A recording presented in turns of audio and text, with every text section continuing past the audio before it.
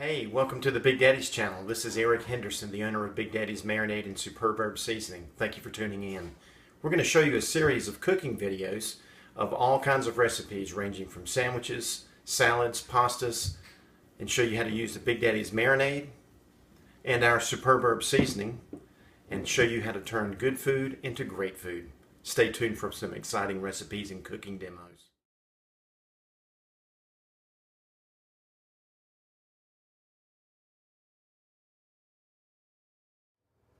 Hey, welcome back. Thanks for tuning in. Today we're going to do the Southern Classic Fried Chicken. We're going to do it two ways though. We're going to use the herb seasoning on some of it and also the Big Daddy's marinade on that as well. Things that you're going to need is you're going to need a Ziploc bag. Of course you need the Big Daddy's Superb Herb Seasoning, the Big Daddy's marinade, and of course your chicken, and then just plain all-purpose flour. No flavoring, no seasoning, no anything else added to that, just the plain all-purpose flour. First you're going to take your chicken and you're going to do some trimming on it. Get rid of the excess fat and the parts that you're not going to be eating or cooking with. Now these can be saved and used later to make a broth or a stock of some sort. So we're just going to put it off to the side for right now and get it nice and trimmed up.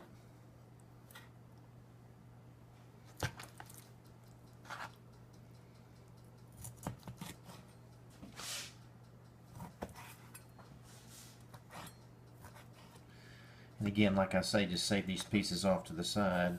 If you have animals, you can simply cook that and feed it to them. But we use it for a stock usually down the road.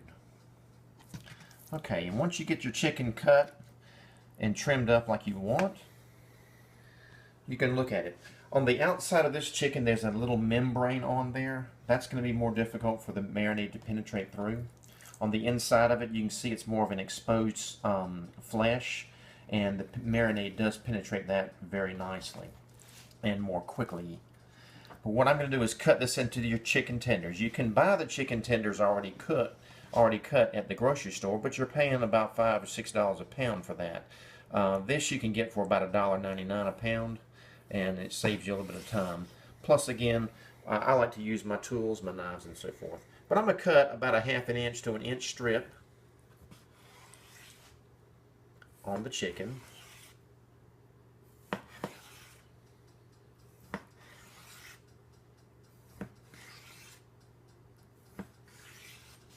Okay, and then once I get that down, you can see you've got a lot more exposed area for the marinade to penetrate in. Here you've got two sides of it.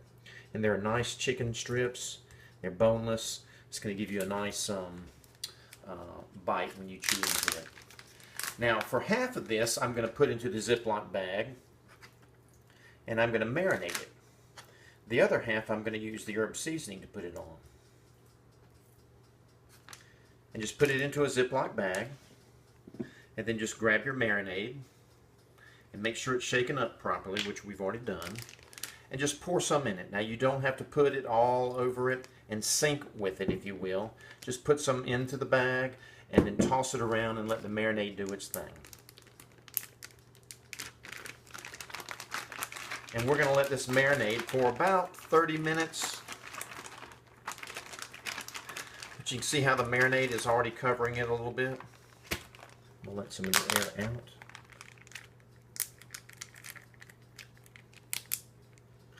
The other thing that you want to look at too is you can see still how the meat has got that nice fleshy toned skin color, if you will.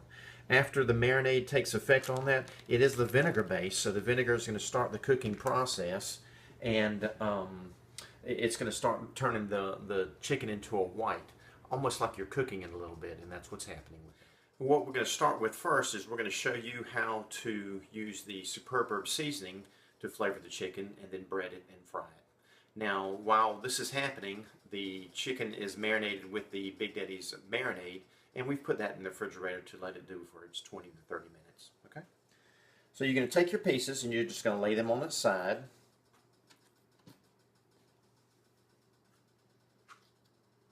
Then you're going to take the herb seasoning and just kind of generously shake it over the top of it.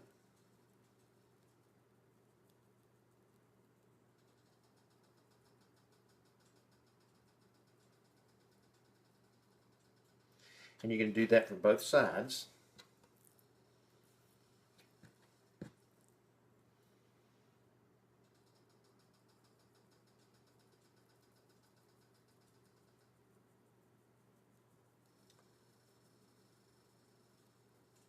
And you can smell the flavorings from the seasonings coming up. It's very nice.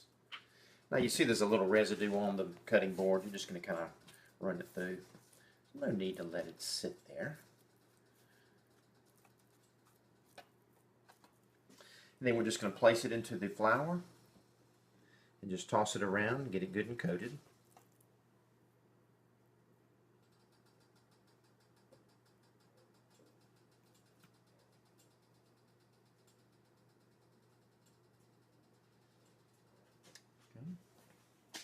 And over here we've already got the pan with the olive oil in there.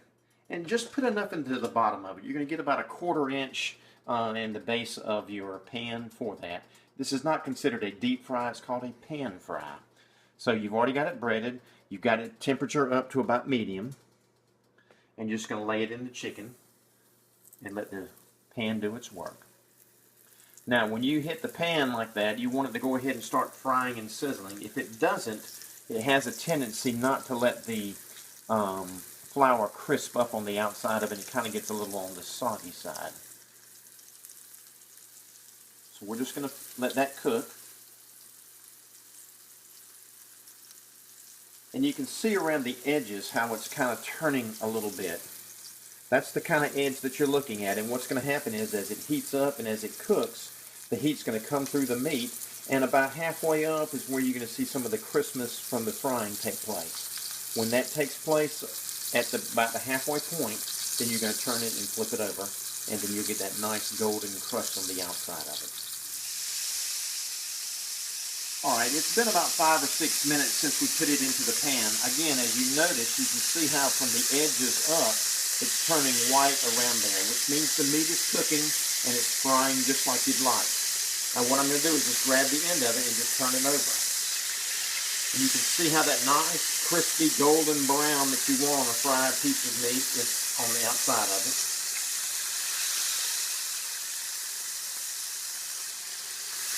And if you notice also, I didn't do a lot of pushing and turning of the meat while it was frying. I just put it in the pan, let the oil do its thing. Now we're going to let this sit here for about another 5 minutes, and then we'll take it out. Alright, it's been about another 5 or 6 minutes. Again, you're checking the edges to make sure that it's cooked through that other half of the meat. Because remember, the pan only cooks the bottom up. It doesn't have anything doing with the top of it. So, the meat is cooked. It's got a nice golden brown on the outside of it, which is what you're looking for. And then we're laying it on a plate with a paper towel. What that's going to do is absorb some of the excess oil that's on the meats themselves. Now this is the chicken that was seasoned with the superb herb seasoning and then just the plain all-purpose flour and fried. Next we're going to grab the chicken from the refrigerator that's been marinating in the Big Daddy's Marinade, and we're going to do the same thing. We're going to dredge it through the all-purpose flour and then we're going to fry it in a similar fashion. Okay, it's been about 20 minutes, maybe 25, and we're going to look down at the chicken. And again, remember what I was saying about how the meat turns from kind of a fleshy skin color tone to a more white feel to the outside of it.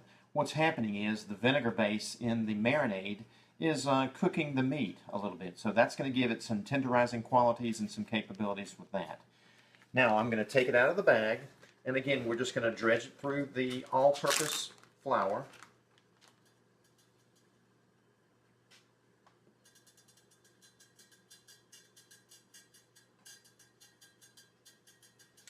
And while I'm thinking, let me turn the heat back up on the oil.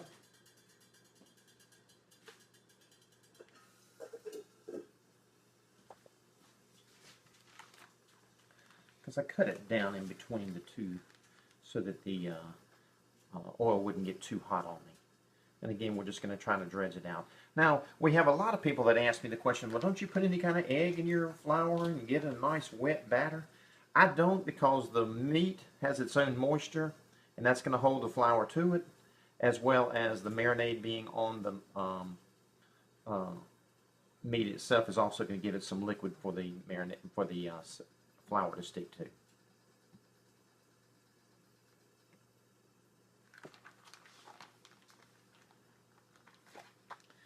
And I'm getting a little messy here, so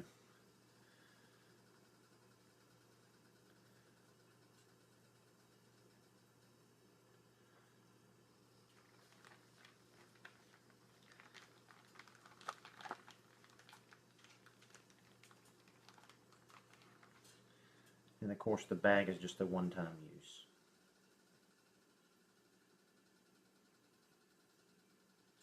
Okay, now we've got the chicken breaded, we've got it flavored with the marinade. The temperature of the pan is back up. And again, we're going to put it into the pan and let the fry do its thing.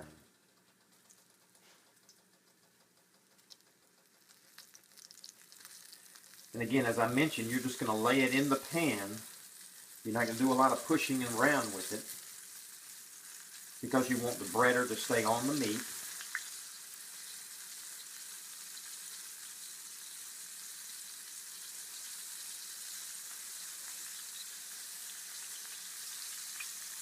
Now, today we're doing this with chicken. You can do this with pork, or fried pork chops, or fried tenderloin. You can do it with seafood, or really any kind of meat. It's nothing particular or specific for the particular meat or the chicken that we're doing today. But again, the main thing is you want to make sure that your oil is at temperature, which is usually about medium, which is where I like to do it. And you just put it into the pan and let the pan do its thing.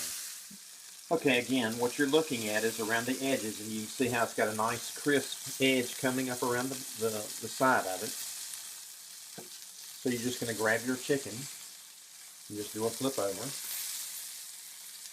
And you want to be careful when you do this to make sure that you don't let it splatter or fall back into the pan. You want to gradually let it lean back into the pan on its own. Now, a couple of things I want to show you is the crispness on the outside is a little darker. Again, we're using the marinade on this versus the herb seasoning, so it's going to have a little darker complexion. But it's that classic golden brown that you're looking for on pan-fried chicken. All southern dishes, all southern cooks, they know how to get that cooked in that look. Again, we're going to let it cook for another 5 or 6 minutes, and then we're going to pull it out. Alright, it's been about another 5 minutes, so the chicken should be ready. Again, you're checking the sides. Well, we're just going to lift it up, and you can see, again, it's got that nice golden brown to the outside of it. And we're going to place it on our plate with the paper towel. Again, that's going to absorb some of the excess grease or the oil.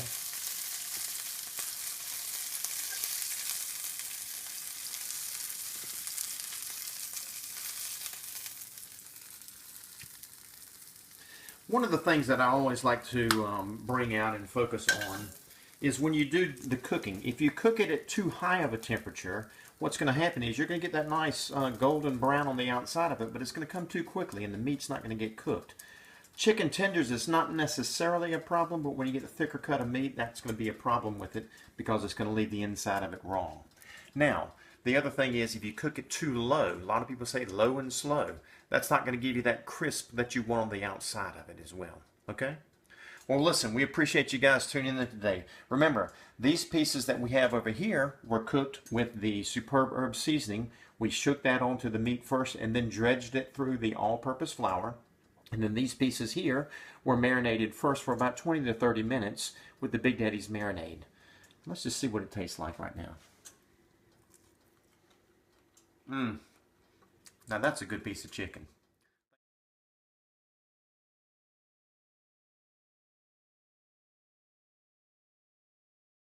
Hey, again, thank you for tuning in and watching the Big Daddy channel. Hope you've learned some good cooking recipes and good techniques with sharing the Big Daddy's marinade and our superb herb seasoning. Check us out on the website, BigDaddyCooks.com, and the links below to follow us on Twitter, Instagram, and Facebook. Again, this is how you turn good food into great food. Enjoy cooking. We'll see you next time.